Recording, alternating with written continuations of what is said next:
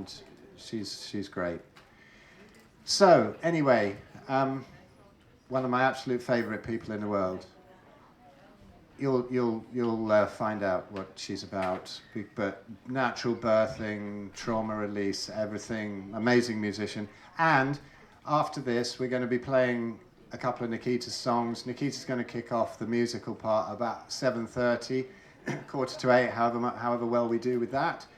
And it'll be an unrehearsed thing, like last year, and we all nailed it because Nickita's an absolute pro. Beautiful musician, and this talk will blow you away. So, Nickita Starck, enjoy.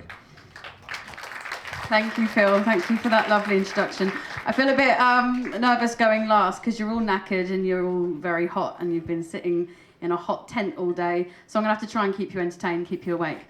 Right, anyway, my name is Nickita Starck, and I am founder of a company called When Push Comes to Shove. And if you don't know what that means, you're going to love it. So we are the only decentralized maternity structure in the world, as far as I know. So I specialize in childbirth. I've been a childbirth practitioner for 16 years. I'm a PhD researcher in lifestyle medicine, and I specialize in trauma and emotional root cause of ailments, disease, etc., etc. If you're a guy listening and you think, oh, it's got nothing to do with me, she's talking about birth, think again. Because what I want to talk to you about today is probably the missing link in understanding our health, which is how we're born. And how we are born matters. And it's pretty nuanced. It's a bit of a chicken or the egg sort of situation. But if hands up, do you know how you were born? Vaginal or C-section? Does everyone know how they were born? Who has no idea? That's good. That's a good start. People know how they were born. Do you know if you were breastfed? Hands up if you were breastfed. That's really good. That's a really good rate, actually. Now, unfortunately, the children that have been born now, in 30 years' time, not many will raise their hands to either vaginal birth or breastfed. Now, why does that matter? So many of us here are really empowered in taking control of our health and being sovereign and understanding the root cause of our issues, but many of us bypass birth. We hand it over to a system. So why does it matter?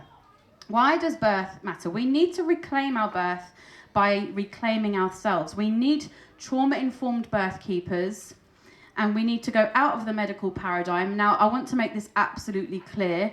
I do believe that medical intervention is necessary when it's necessary. But unfortunately, all the traumatic births you hear about at the moment, or the emergency C-sections, I had to be induced, I had to have this, very likely wasn't actually necessary. We have pathologized birth. We have basically we've given our birth away because we assume the medical professionals have it right. Now, does everyone know by show of hands what a physiological process is? Okay, so a physiological process, being sick, going for a poo, going for a wee, giving birth. Birth is the only physiological process that we take to hospital because we're taught that it's the world's biggest disaster. Now, I do hear this a lot, yeah, but women used to die all the time in childbirth. Yes, they did, and they still do, for the same reasons they did 100 years ago. So the main reason why I see birth going wrong is over-medicalization. You interfere in a woman's birth, you're going to see problems. If a woman is in fear going into birth, you're going to see problems. Now, I just want to talk you through a very typical scenario in 2012 of birth and trauma and how things work. So we have lost connection with our intuition, 100%. We live from here up in our heads, constant fear. If there's nothing for us to fear, they'll find something for us to fear. So immediately, when you're disconnected from your body, you're going to be very fearful. You're not going to ask the right questions. Indeed, why do you think you need to ask these questions? These professionals are there for you to give birth, no?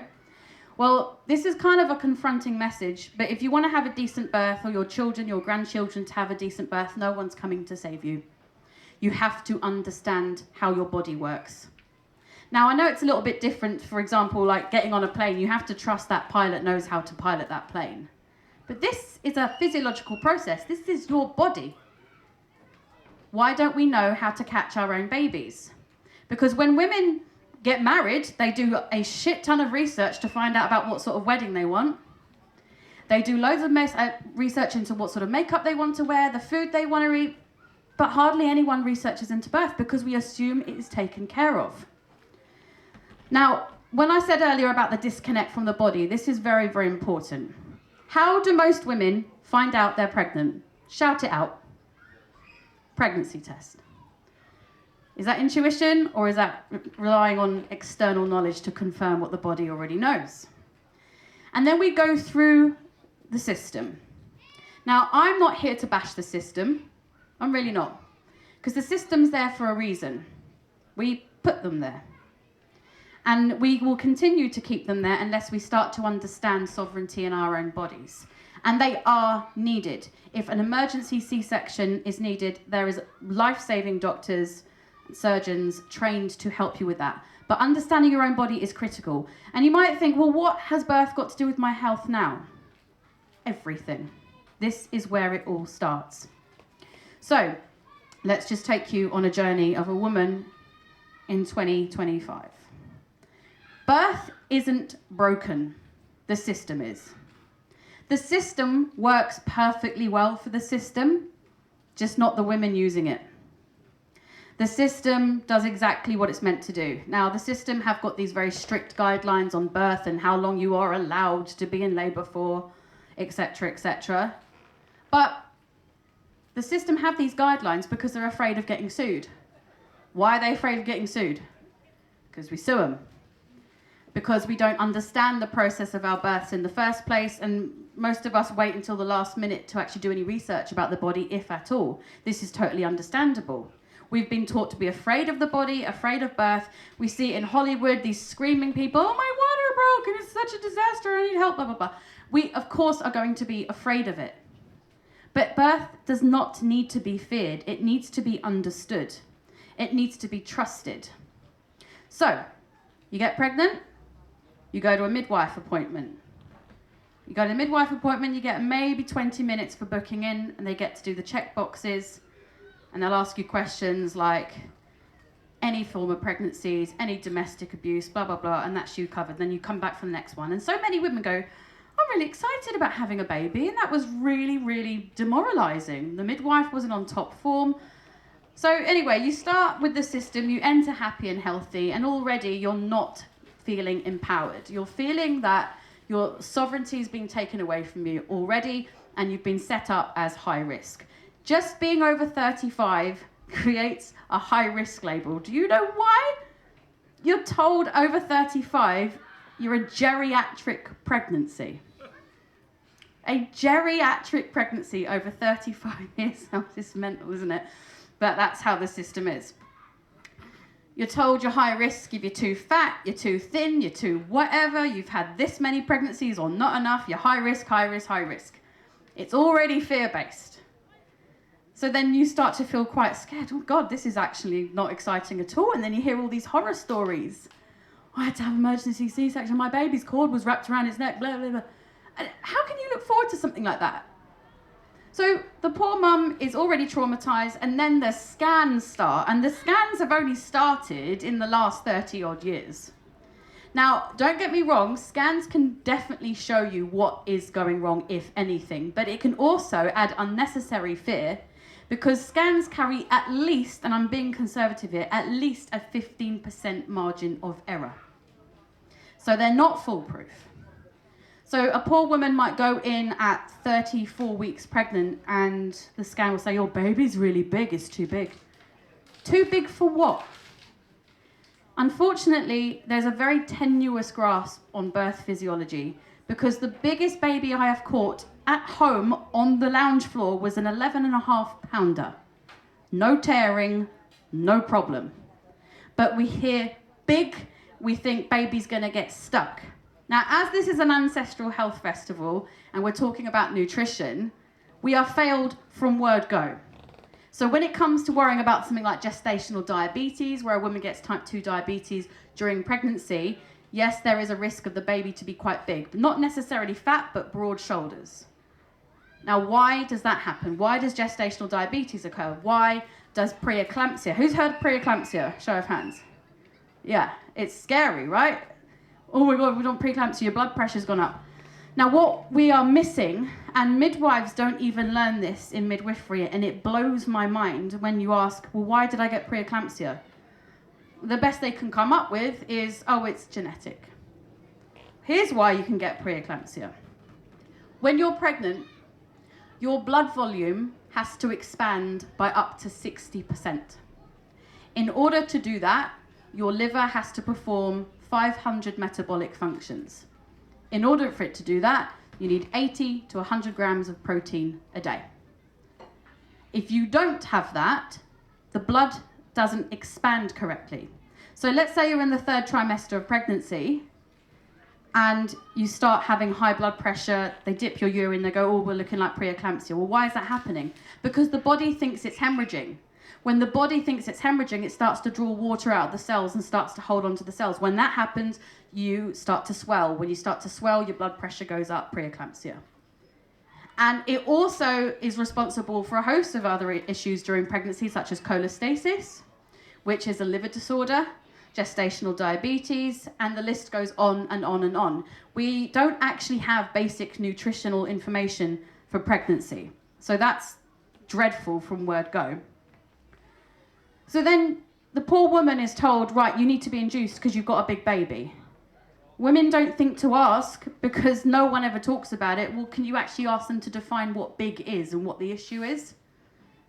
Or a woman will go over 40 weeks pregnant and they're told you've got to be induced because your chances of stillbirth double.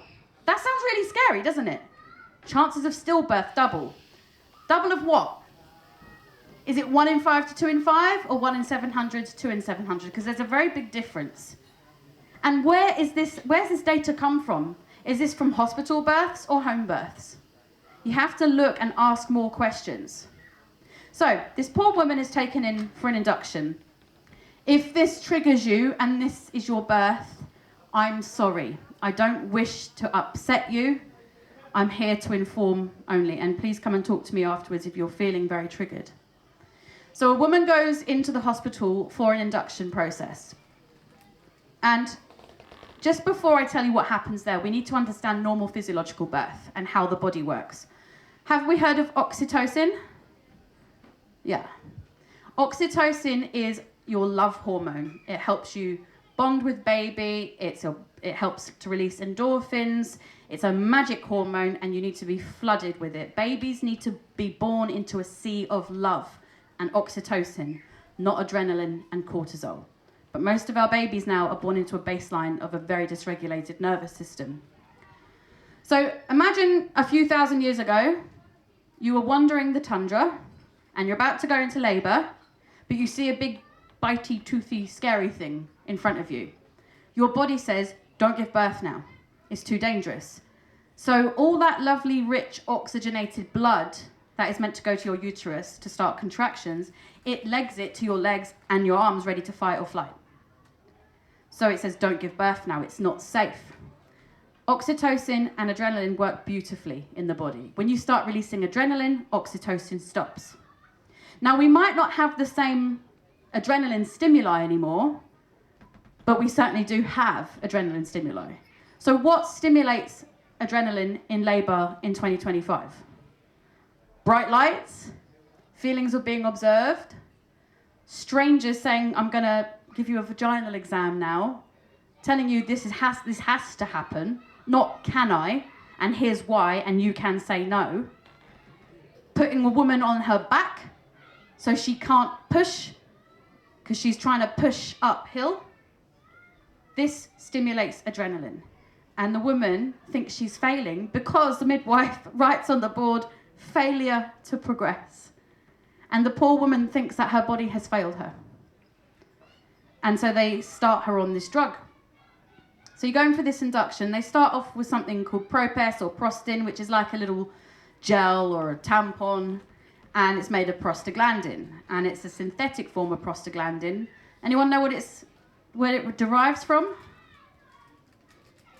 Pig sperm. So they go in with that and try and soften the cervix, and very often the cervix is not ready to begin labour because the body has not signalled that it's ready for the baby to be born. So then they say, well, we'll try and break your waters. Now imagine you've got this lovely baby cushioned in all these waters, and the head's quite high up, and you break the waters, there is a huge chance that the cord can slip past the baby's head and out. And that is called, well, that's very dangerous indeed, and we don't ever want that. So that is a cord prolapse. So they have risk, and most women are not told the risks and benefits of these methods of induction. If that doesn't work, they will go to the big guns, and they will give you a drip full of synthetic oxytocin, and it's called syntocinon. If you're from the States, you'll know it as Pitocin.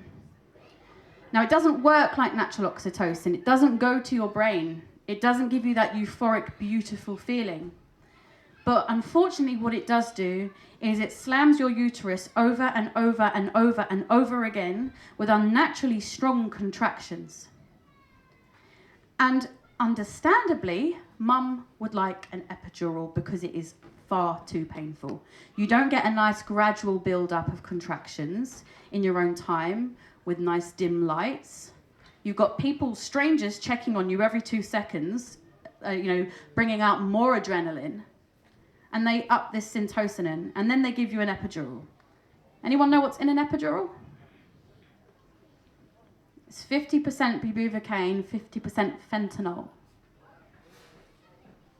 So the risk here, well, obviously paralysis, although that very, very rarely happens. But what many women experience is severe headaches from a dramatic loss of blood pressure. So then the woman is now paralyzed from here down. She cannot use gravity to bring down the baby. She's on her back, pushing uphill. Obviously, labour loses momentum, so they up the syntocinon, then they up the epidural again, and so the vicious cycle continues. Now, the mother has got some relief from this epidural, and she's not feeling the pain of these extra contractions, but unfortunately, baby's heart rate is compromised because of these hyperstimulation of the contractions of the uterus from the syntocinon. The oxygen flow is compromised to the placenta, and baby goes into distress. About 12 people run into the room because this poor woman is laying on her back with these 2 belts around her called a CTG, cardiotachograph. One monitors the baby, the other one monitors contractions. And she's wheeled in for a cesarean operation. And because of the nature of the system and the lack of informed consent and the lack of women being able to access their intuition because there's so much fear, this poor woman results in some sort of Stockholm syndrome. Thank you, you saved my baby. If she wasn't there, would that process have started in the first place? And this poor baby is born to gloved hands, someone wearing a mask. Her mum or his mum is steeped in cortisol and adrenaline, and that is the baby's baseline for their nervous system. And the poor mum thinks she's failed. The mum thinks she's done something wrong. Her body didn't work. And then struggle to breastfeed. You don't have the oxytocin flowing through your body. You don't have the privacy of just you, your partner, and your baby, and help if you need it. It's just clinical, pathologized, and this poor woman thinks, I've failed, I've screwed up already. It is a story I hear time and time and time and time and time again. And sadly, my story for my firstborn 17 years ago. So, well, why does this matter then? So you're born into this sea of adrenaline and cortisol. What about if it's a cesarean operation? Every single baby born by cesarean operation is born with something called wet lung. They are not pushed through the vaginal canal, so all the mucus is squeezed from their lungs. They go uterus, earth side very quickly. Babies born from C-section are 70% more likely to have respiratory problems and end up in A&E within the first year of life. This is not to shame anyone that's had an elective or emergency C-section. This is just information. So, have you heard about, anyone familiar with children in infant school now? How many of them have allergies? We hear it a lot. So babies born by C-section are far more likely to have eczema, asthma, respiratory problems, and so very many allergies, because they weren't seeded with the human microbiome through the vaginal canal, and they didn't get a chance to do that. Now, there are things you can do. If you know you want to have a planned cesarean section, there are things you can do, and come and talk to me afterwards. But breastfeeding is obviously key, skin-to-skin contact. Now, how many of you actually know your birth story? How many of you know how you came into this world? You may know whether you're a vaginal birth or a cesarean birth, but how many of you realise what your mum went through? Did she have an empowered birth? You know? That's awesome. I wish more people did. But I am a cranial osteopath and I specialise. I was just going to mention that. So you see babies asynclitic presentations who can't breastfeed. Yeah. Right. Amazing. I was going to mention your profession. If you've had a baby born by C-section, or there's been a malpresentation, maybe an asynclitic presentation, so baby's head's like this and it's meant to be straight down, see a cranial osteopath, because those babies really struggle to breastfeed because they've got a painful neck and they can't quite position their heads correctly. So these poor women and these poor babies are born into a system, and we trust the system, of course we do, and I know everyone here today is questioning things, right? Otherwise you wouldn't be here. But how many of us question birth? That's the baseline for our health. Now, if you can get a mum to agree to pointlessly have an induction, and you know what, it's not even about right or wrong, it's about choice. So when push comes to shove, I'm very proud to say I have trained 160 natural birth practitioners in 10 countries, and we have a 77% home birth rate versus a 2% home birth rate in the UK. Our C-section rate is 7% versus 50% on the NHS. And I'm not here to say don't give birth at hospital. That's pointless. And there are plenty of birth activists out there doing that. You must give birth at home. You must give birth at home. No, that isn't where everyone is at. And in fact, if you start manipulating a woman to give birth at home when she's not ready and she hasn't dealt with her own trauma, you're going to traumatize her more, and you're going to see problems in birth. In my experience, where there's fear, there's meconium. And meconium is where a baby has a poo in utero, and what they worry about is aspiration. So the poo to go into the baby's lungs. Ever heard the term shit scared? That's why babies poo during labour. The baby's digestive system might well be mature, but if mum's nervous system is reactive and in fight or flight, baby's going to feel it too. That's not to go, oh my God, I can't be afraid, and then the opposite happens and you start kind of penduluming, going, oh God, I feel like this, I should feel like that. It's about being aware, understanding you actually have a choice. And when someone says, well, you're not allowed to have a water birth because you're too fat, or you're not allowed to have a water birth because you're 37, oh my God, can you actually believe that? These guidelines exist to protect the system. They are not you, and they are not law. They are guidelines. Can anyone guess what percentage of evidence obstetrics and maternity care is based on? What would you hope it would be based on? Shout it out. Yeah, how much? Between 0 and 100%? 8% evidence-based is obstetrics and maternity care. So when a woman is being told you've got to be induced because of X, Y, and Z, or you've got to have a C-section for X, Y, and Z, it's 8% category A evidence-based. So there are different ways to look at evidence. So category A is very good, sufficient evidence, all the way to E, which is rubbish evidence. And maternity care is 8% category A evidence-based. Now, further still, we have more problems, even in that category A. Where are the studies conducted? Are they at home in a normal physiological environment, or are they in hospital with scientific observations?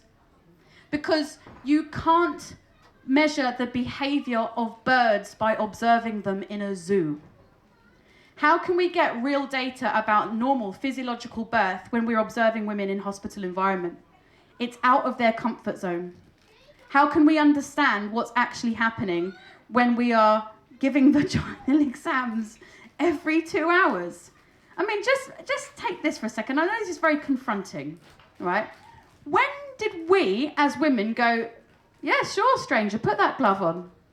That's fine. I'm in labour. That's allowed. Men, would you accept that? Probably not. Women have just gone, yeah, sure, because the doctors told me to. Vaginal exams can introduce infection, can make women very uncomfortable, especially those who have been victim to abuse. But we go, yeah, sure. Now, this is where trauma comes in. And we need trauma-informed birth practitioners. We need to understand why birth goes wrong, why women can't take responsibility for it, because let's face it, so many women do suffer with people-pleasing. And if a woman can't say no to her nail technician because they're hurting her, is she going to say no to a midwife, someone in authority? No. And if I'm really sorry, I can smell burning. Is something happening? It's a controlled fire or no fire at all? All right. It smelled like electrical, so it was alarming. All right. You threw me off my vaginal exam monologue. So if a woman can't say no to her mother-in-law because she feels she's being interfered with, she's not going to say, actually, no, I'm not doing that because it's only 8% evidence-based. We need to address the root cause, and we need to start doing the inner work before we even have children. I didn't do that. I'm not holier than thou. I certainly should have done a bit of inner work before I started breeding, but here we are. So let's just quickly have a look at the root cause of all illness. Now, there's toxicity, deprivation, and trauma. That's it. And it works on the level of mind, body, and soul. So let's just break it down to basics, shall we? On the level of body, how do you get ill? Toxicity, deprivation, and trauma. Toxicity. There's something in your body that shouldn't be there. That's toxicity. Deprivation. You're depriving your body of something that should be there but isn't there, a mineral, a vitamin. Trauma, bodily trauma, that's self-explanatory. I know you're being kicked by a donkey or hit by a car or something like that. That's bodily trauma. What about on the level of mind? This is the macro view of health. Toxicity, who in your life is around you, might even be you. Blah, blah, blah, blah, you're not good enough, you're going to be abandoned, you're going to be rejected, blah, blah, blah. I'm running the show, I'm the monkey mind. Right, deprivation. What are you depriving your mind of? The opposite of that, kind, nurturing people. Trauma, childhood trauma. We all have it. Even if we had loving families, we all have trauma. And I'll replace the word trauma with just the word experiences. And we all have 1, 2, or 3 core wounds. I'm not enough. I'm going to be rejected. I'm going to be abandoned. And we think that we have new traumas in adulthood, and this is a very confronting thing to hear. Any trauma in adulthood is secondary, because before age 7, that was firmly cemented in your psyche. Under the age of 7 years old, a child is in what's called theta, brainwaves. And theta is basically hypnosis. If a hypnotist, and I know there's a hypnotherapist in the house, where's she at? If a hypnotist came in here now, they would put you into theta, which means you're impressionable, you believe exactly what you're told, which is why under 7 years old, children believe exactly what you tell them. I won't give any examples because there are sensitive ears around. But when you say, good girl, good boy, oh, I'm a good girl, I'm a good boy, that's who I am, that's who I am. And the second they're told off, oh my God, that's not who I am, the fracture begins. And it's subtle. Not all trauma is overt and messy, or experiencing a an abuse or witnessing a murder. Sometimes it's really neat and tidy.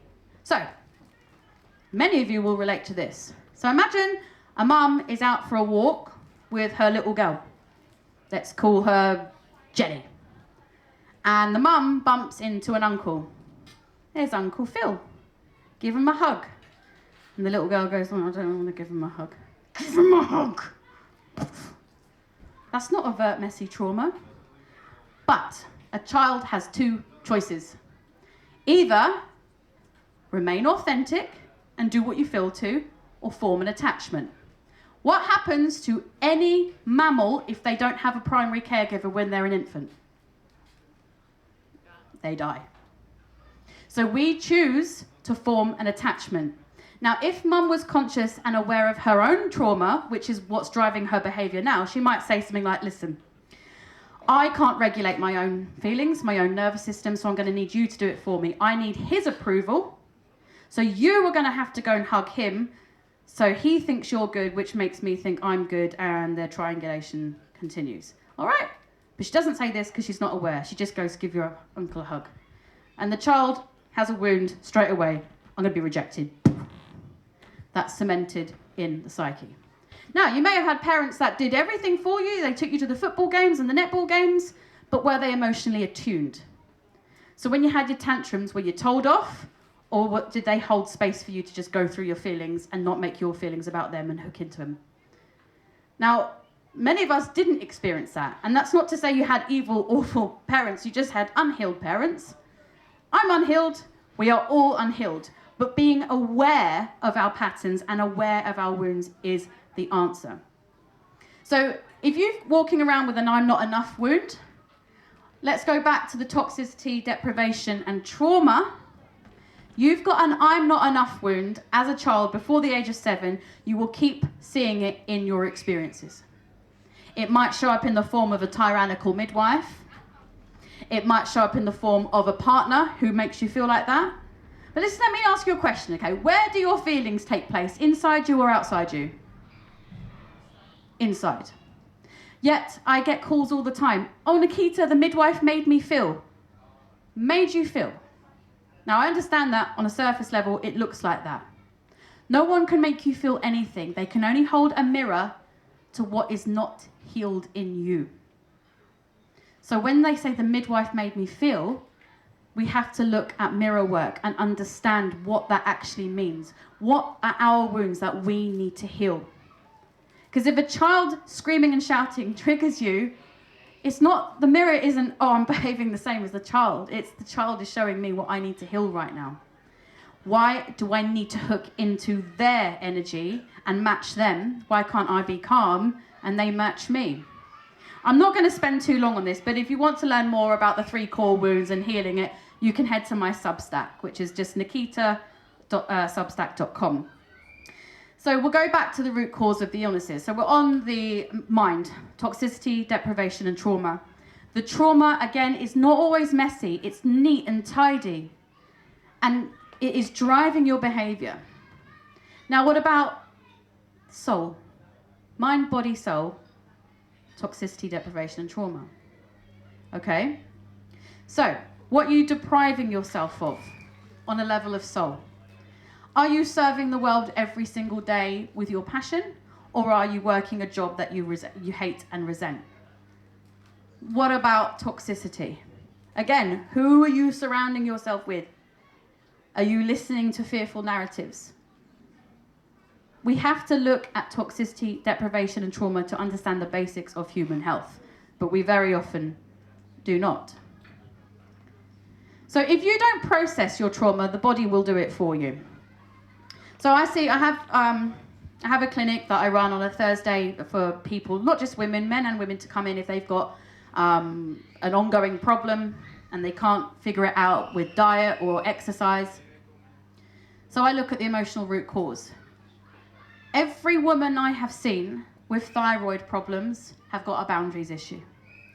They don't speak their truth. They don't know how to hold boundaries out. They have never had it modeled to them. They speak too much because they don't like what the silence holds. or they don't talk enough because they don't want to be too much and take up too much room in the world. Thyroid problems. Repressed anger, liver problems. We store our unprocessed anger in our liver. And in pregnancy, that shows up as cholestasis.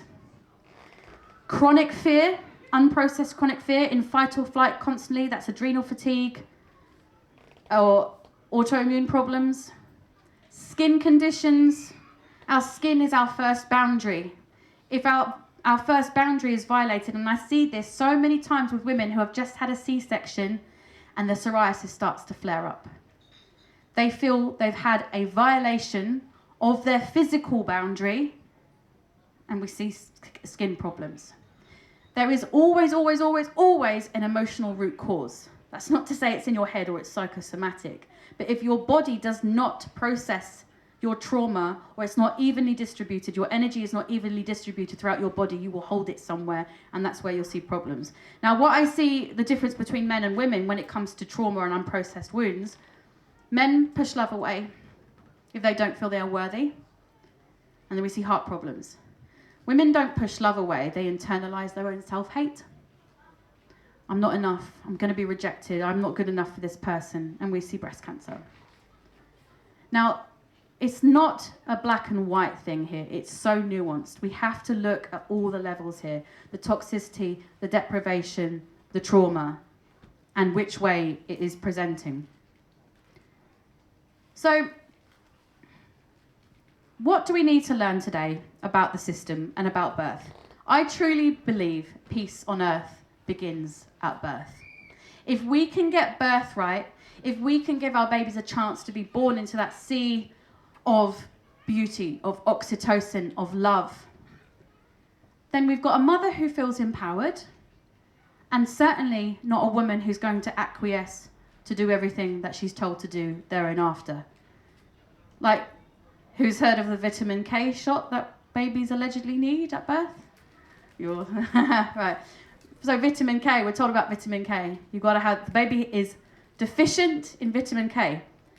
So a brand new person who is perfect is deficient in vitamin K.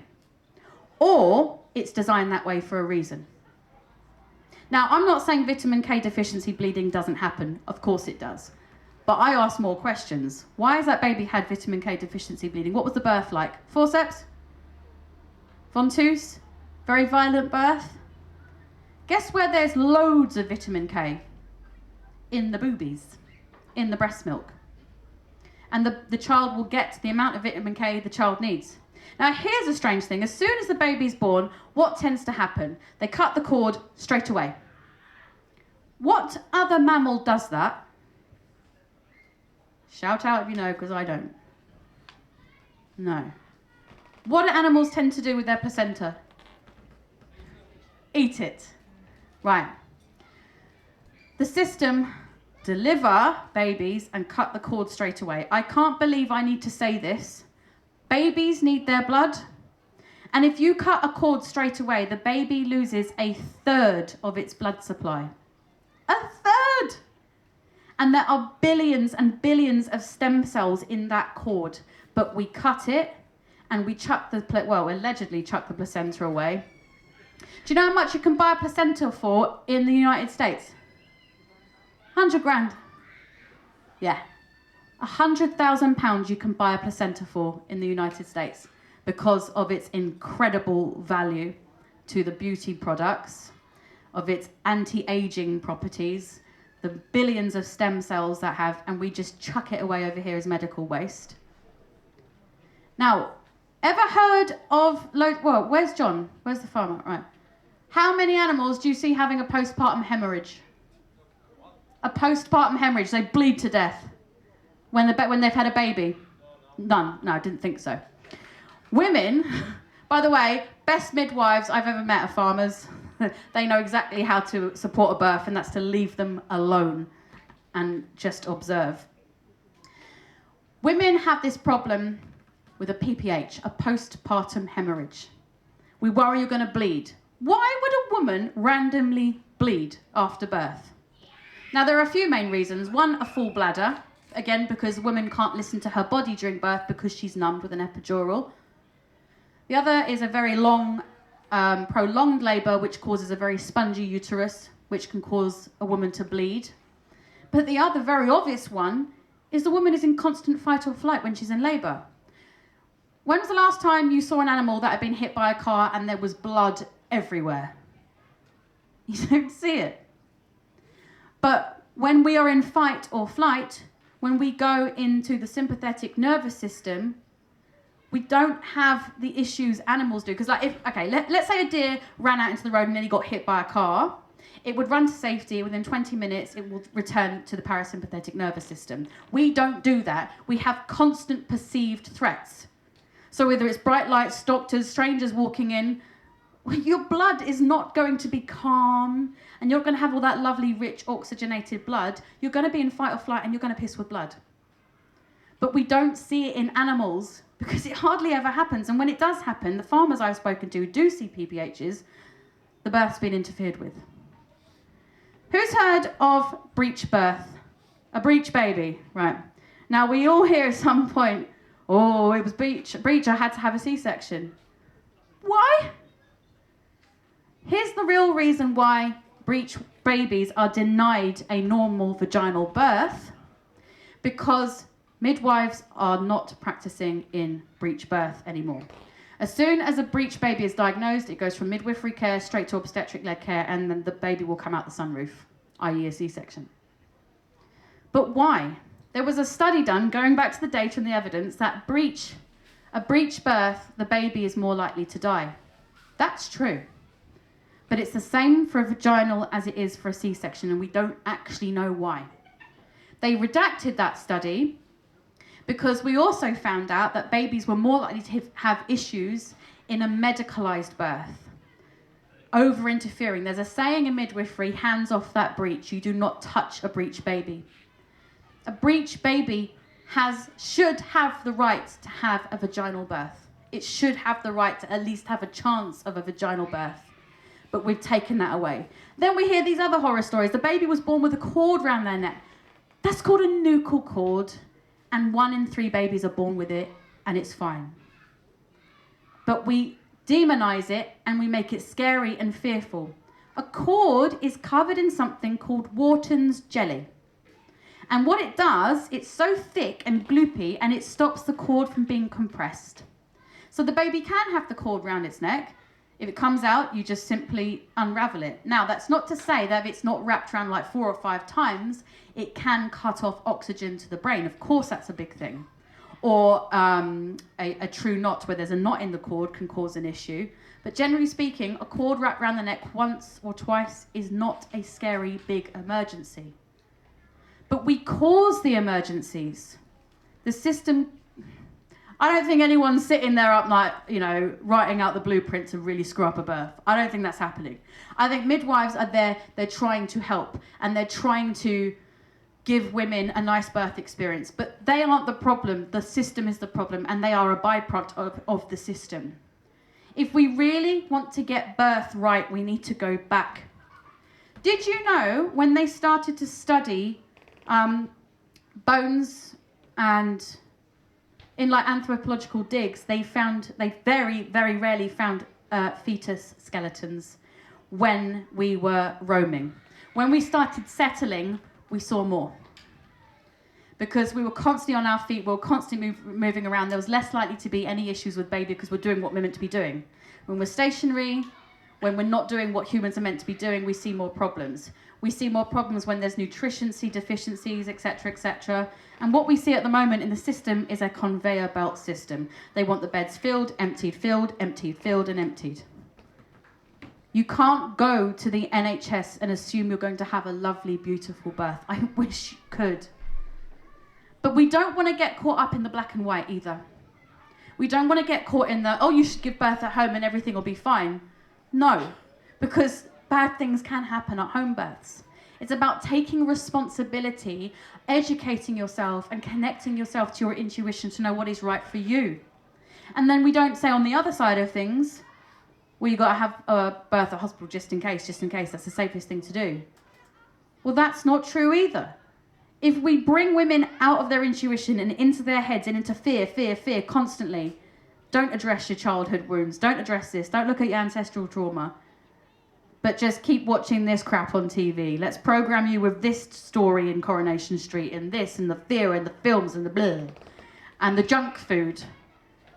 You're gonna have problems. My message, we have to start at birth. If we really want to get things right, we have to start in birth. Environment is everything. Oxytocin release is everything.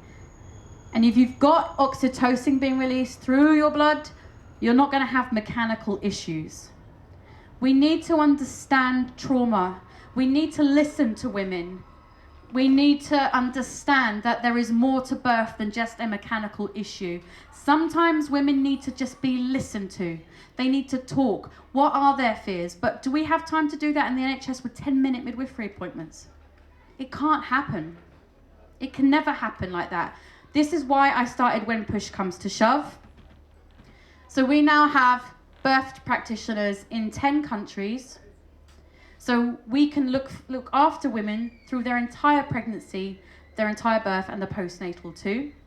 We don't do anything medical because very seldom do I see a reason to intervene. We train women in physiological birth. If you want to train with me, go to whenpushcomestosshove.co.uk. You can find me on there. You can find me on Instagram, when.pushcomestosshove, to learn more. You don't need any medical experience because birth is not medical. So the solution, there's no point screaming and shouting and bitching and moaning at the system. The system's there, it will fall.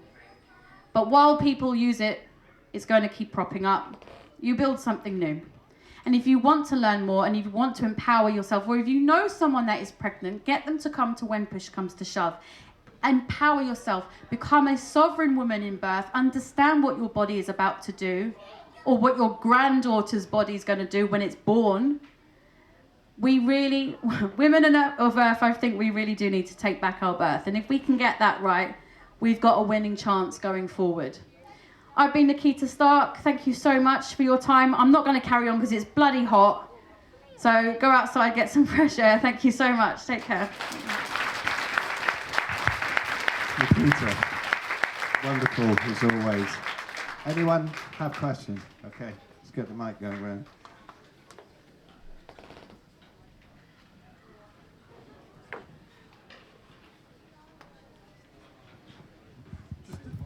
Hello? Can you hear me? Can you hear me? Yeah. Very close. Okay.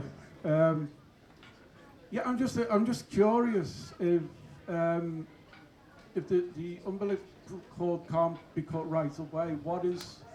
I guess it's how long's a piece of string? When it does it deteriorate? That's a really good question. The general rule is wait for white. So you wait until all the blood has passed from the umbilical cord back into the baby, and you'll know when that's happened because the cord will be white. In fact, breech babies are amazing at showing you they're all right before they're even born, because their bum comes out first and you can't see their head, but you can see their cord, and you'll see if the cord is still pulsating. You can feel it, or you can see the cord is purple and it's still pulsating. So yeah, wait for white. As soon as the cord is white, you can cut it. Thank you very much. That's a great question. Anybody else? I say, oh, brilliant. So, There's some ladies over here. Yes.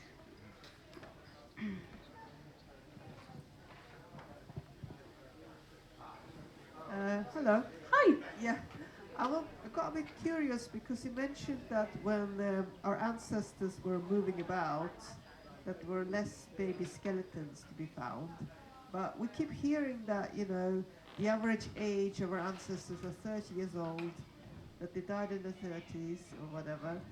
And apparently, what the real truth was that it was that the infancy death toll was much higher. I don't know if that's. If you there's an amazing book called Childbirth Wisdom from the World's Oldest Societies by Judith Goldsmith, and what she discovered, even now when she visited indigenous cultures, is that when women are well nourished and they're not in survival mode, the infant mortality rate is next to zero.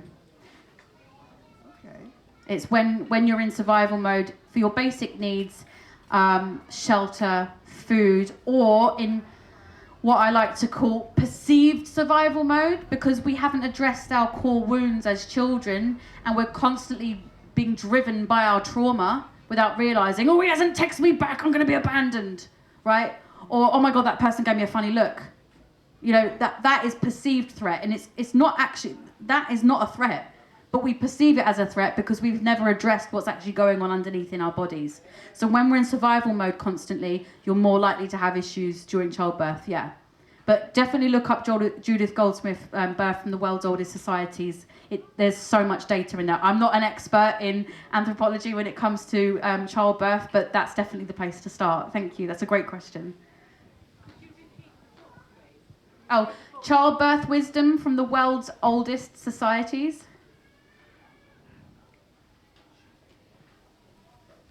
Thank you. Thank you for your talk. I've really I wish you had been around 35 years ago. At least to tell me about some of these things. My daughter's expecting a baby in November, and I think, to cut a long story short, I think she sees me as a bit of a conspiracy theorist.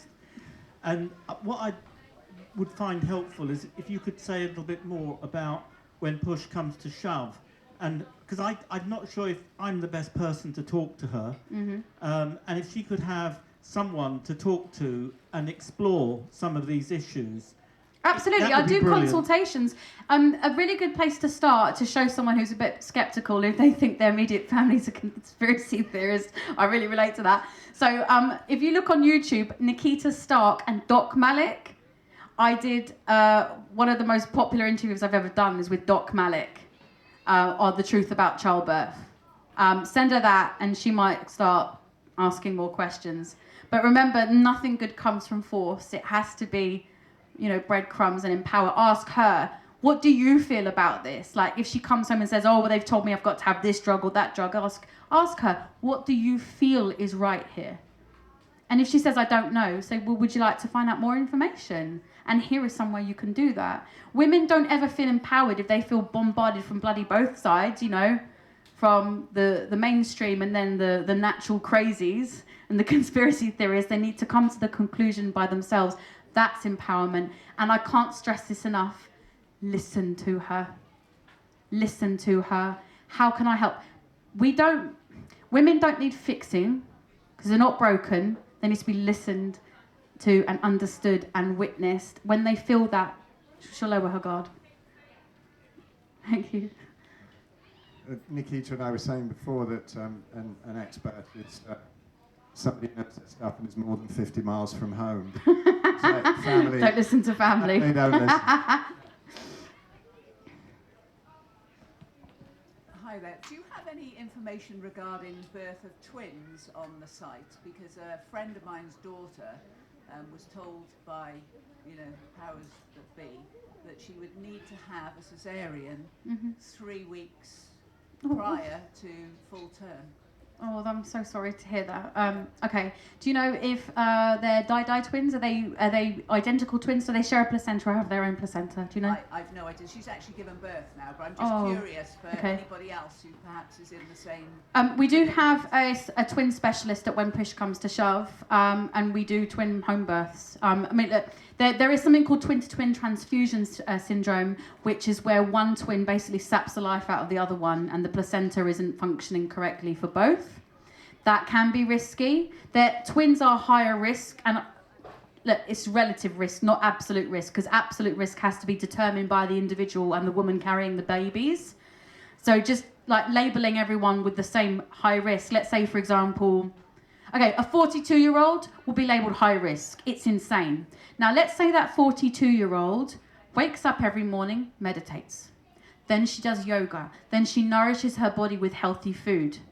But a 21-year-old who wakes up, looks at her screen, listens to crap on mainstream news or even alternative news and just dopamine hit over dopamine hit on Instagram, then goes to McDonald's for breakfast, she ain't high risk. Well, with this particular instance, it was funny because they told her that she needed it 3 weeks early But then they said, oh, well, actually, we'll do it 2 weeks early, and that'll be on the 2nd of January. So I kind of think Christmas was a bit inconvenient for those that were... You've just hit the nail on the head. Do you know what at the time most C-sections are performed? About 6 p.m. They want to go home for their dinner. So these emergency C-sections don't tend to be quite emergencies. The reason they do 37 weeks for twins is because they don't want to risk the woman going into labour naturally. So those babies are then denied the physiological process. At least let her have a chance to get into labour. I mean, it's atrocious. I mean, I can't comment on her situation. I don't know. But the chances are, statistically, it was unnecessary. Yeah, I thought that when it went from 3 weeks to 2 weeks. Yeah. And you know when they say, oh, you've got to be induced. Oh, we can't do it tomorrow because the beds are full. Can you come in next week? Must be a massive, massive urgency. You know, it's just look. I mean, look at the word like, oh, breech baby, elective C-section. Elective is the key word there. Thank you for your question. But yes, you go to when push comes to shove and we've got a twin specialist. So thank you. I'm not though. Any more? Oh, cool.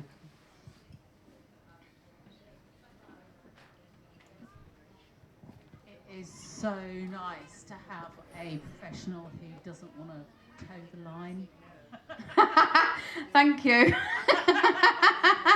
But I think also the other thing to say is that even if things have gone wrong, it might not be the midwife's job at that point, but it is the cranial osteopaths or the cranial chiropractors who can not only help the baby but also help the mum. Because if you aren't feeding properly or they can't suckle properly or they've got squished and they can't unravel themselves, they're going to have to deal with that for the rest of their lives. Yeah. And it doesn't take very long and it doesn't take very much to give them a full potential for life. Just because they've come out surviving does not mean they're thriving. Absolutely. Round of applause for that woman. Absolutely. And I highly recommend your profession. It has saved so many babies. But I want to touch on something here. The difference between a traumatic and a non-traumatic birth is one simple thing: empowerment. Even if a woman ends up with an emergency cesarean operation, if she has made informed choices the whole way through, that's not going to be traumatic. The trauma comes when you are denied your basic human right of informed choice. Thank you. One sec, there's a guy at the back. Hi Nickita. Thank you for your knowledge. So there's a lot of knowledge there, but I'm no expert on this, but I looked into, you mentioned some of the risks with the epidural, some of the side effects. My mother died when I was about 5. I'm so and sorry. she went into psychosis. So I've been looking back now, like Steve Jobs says, you can't connect the dots looking forward, but you can connect the dots looking back. And I kind of have no trust at all in the pharmaceutical industry and the healthcare system. And obviously I know what's been going on in the vaccines and everything. So I remember when my eldest was born, the consultant saying to my wife that there's a potential of having some mental health side effects with the epidural. So I've researched this and I've been using ChatGPT as well. And it's highly likely that she went into psychosis and mania, because that's one of the very rare side effects, but one of the side effects with the epidural is psychosis and mania.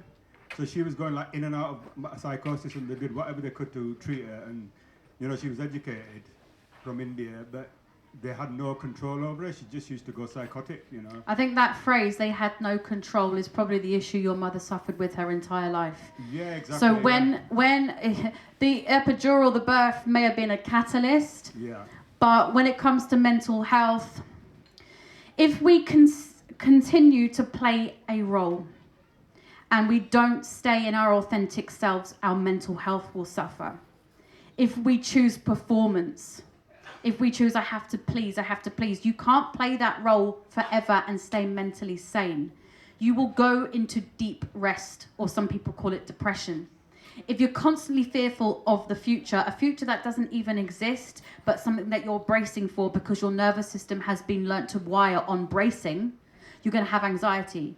If you're constantly scared of the past and that repeating itself, that's called depression. Now, we can change the lens into that for psychosis, of playing the same exhaustive role over and over again. And birth would be the best recipe to set that off. Because as soon as a woman feels disempowered, when she's brought innocence into the world, that's when we see postnatal depression, postnatal psychosis, when women are stripped of their choices, of their voice. I felt this. Shh, you're fine. Baby. Think about the baby. What's best for baby? What's best for baby? Piss off.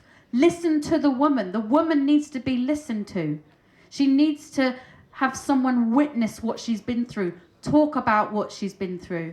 Psychosis, postnatal psychosis happens from a lifetime of playing a role, and the birth is the catalyst. I hope that helps, and I'm very, very sorry for your loss. Yeah, thank you. Thank you. You got a question, Father? No, it's not a question, it's an apology. Oh my God. Sorry about cutting your pigeon. I cut yours. We got. Fuck. Do you want to get that on the mic? Or did we hear it? It's on video. Okay. One more question. One more question. Anybody? I'll ask one for Steve. Can a man get pregnant? Hey! Not in this dimension, dear. But my darling, the ones that think they can, they need love. They don't need more unity, not separation. Love anyway, okay?